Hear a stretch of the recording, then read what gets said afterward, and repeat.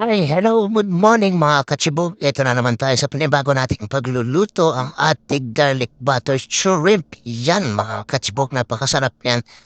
Ang ating ingredients ay shrimp, 1 kilo, corn, garlic, onion, soda, butter, oyster sauce, black pepper, salt, shrimp, sugar, or spring onion. Yung soda po yun yung ating Sprite. Okay mga kachibog, yan. Ngayon, unahin muna natin. Ganyan lang po muna ang paggagayat ng ating corn. Yan, diretso na po natin yan sa ating kaldero para pakuluan siya. Tubig lamang po yan mga katsibog. Yan, kuhaan nyo lang po siya ng ganong. Lilit yan, kita nyo na. Ang ating corn ay binobol na natin at para lutuin. Okay mga katsibog. Ayan, nagtataka kayo kung bakit may onion pero garlic buttered shrimp po, pwede rin pong lagyan ng onion, pwede rin naman pong hindi. Kayo po ang bahala. Ngayon po ay pinakikita ko po sa inyo kung paano ko lamang lutuin ang aking buttered garlic shrimp sa aking pamamaraan. Okay mga katsibog, ayan, ito na, hatiin nyo lang siya o chop lang siya ng maliliit. Ganyan din po ang ating bawang o ang ating garlic. Ayan mga katsibog. Talaga namang mapapaibig na naman ang lahat sa lutuin na ngayong araw na ito. Okay mga katsibog, ayan. Isa-isahin lang nating balatan ang ating garlic. Pero siyempre mas maraming garlic to kasi sa onion. Kaya mas malasa pa rin ang ating garlic kesa sa onion. Okay mga katsibog, siyempre para mas maging balance naman ang ating lasa. Para naman sa ating pagluluto.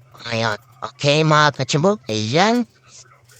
Chop nyo lang ng maigi ang ating garlic.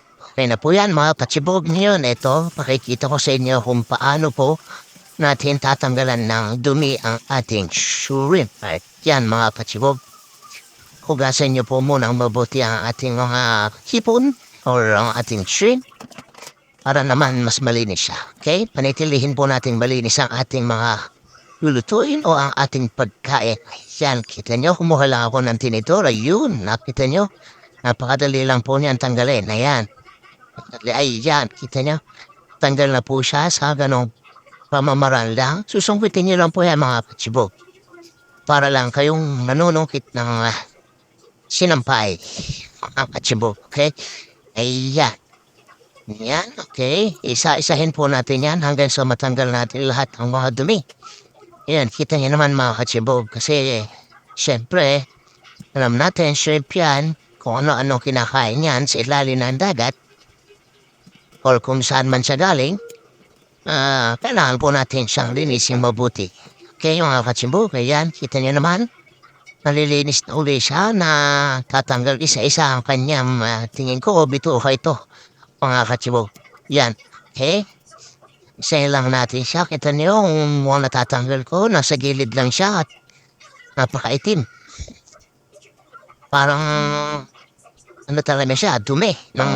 Dumi talaga, hindi siya parang lang. Dumi talaga siya na shrimp. Yan yung mga nakain nila sa mga daang araw, mga katsibog. Okay, yan. Isahin lang natin siya. Pero alam niyo na kung paano mantanggal niyan para hindi na kayo mahirapan habang niluluto niyo ito at kung kakainin niyo at tatanggalin niyo rin, mas mabuti na bago nilutuin ay tanggalin niyo na ang mga dumi ito. Pwede niyo rin tanggalin ang mga bigote niya or yung mga mahahabang nakalawit sa ng ulo. Okay mga katsibog? Okay? Ayan, magigisa na tayo. Ito ang ating gagamiting oyster sauce, mamasitas, baka naman. Okay, ito na ang ating butter. Nilagay ko na ang butter natin. Kalahating butter lang po muna yung ating nilagay. At paalala lang po sa mga dadamit ng butter, huwag niyo pong paiinitan masyado ang inyong kawali pag isasana ang butter dahil napakabilis masunog ng butter, mga katsibog. Kaya medium fire lang, tapos ilagay niyo ng butter para sa inyong pagigisa. Okay? Yan na, mga katsibog. Nakita niyo po kanina, hinuna ko ulit ang ating black pepper. Tapos sinunod ko na ang ating onion bago ang ating garlic. Okay? Isitayin niyo lang po siyang mabuti. Yan. Ngayon, ilalagay muna natin ang ating nalutong corn. Yan, yung corn na yan. About 15 to 30 minutes kung pinakuluan. Kaya okay na yan, luto na yan. At igigisa muna natin siya para mas malasa. Okay, kaya nilagyan ko siya ng konting asin. Ating pampalasa. Ayan, mga katsibog. Ayan, isantay nyo lang ang corn na yan. Para mas malasa naman siya. Lalasa pa siya pagka nilagyan mo pa siya. Pag nilagay na natin yung okay, mga katsibog. Ayan. Dahil pandagdag kulay yan at pandagdag lasa sa ating buttered shrimp. Okay? Yan. Yan. Okay, konting tos lang natin. Yan, lagyan na natin ang ating shrimp. Okay, mga katsibog, hindan niya naman at ilalagay na rin natin ang ating soda o Sprite. Yan na po yung ating gagawin pinaka sauce niya, sabaw. Yan, kita niya naman, mga katsibog. At kumulo na siya at ito, nilagay ko na ang ating oyster sauce. Depende na sa inyo, mga katsibog, kung gaano karami ang oyster sauce na inyong ilalagay. Pwede rin naman mas marami dun sa aking nilagay. Pero para sa akin, okay na yan. Ang baho pa man yan, mga katsibog. Akala niyo ba talaga naman? Ang sarap ng kainin ito, mga ating putahin ito, mga katsibog. Okay, yan.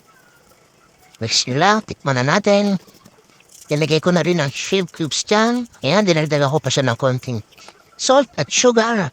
Siyempre, ang ating black pepper. Ugaliin nyo rin pa mga katsibog na ang black pepper is laging fresh. Kung kayo bibili ng mga durog na. Alam niyo naman yung mga ganong klaseng black pepper medyo nalipasan na kaya medyo nawawala na yung kanyang lasa.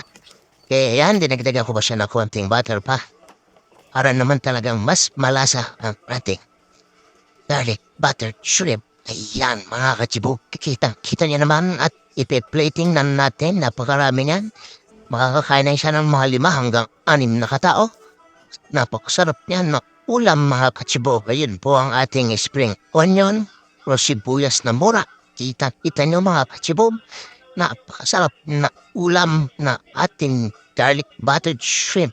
Okay, mga katsibog. Ugaliin natin sumubaybay sa ating mga video. Maraming salamat. Thank you for watching. Please don't forget to like, follow, and subscribe. Mga katsibog. Bye-bye! Ingat!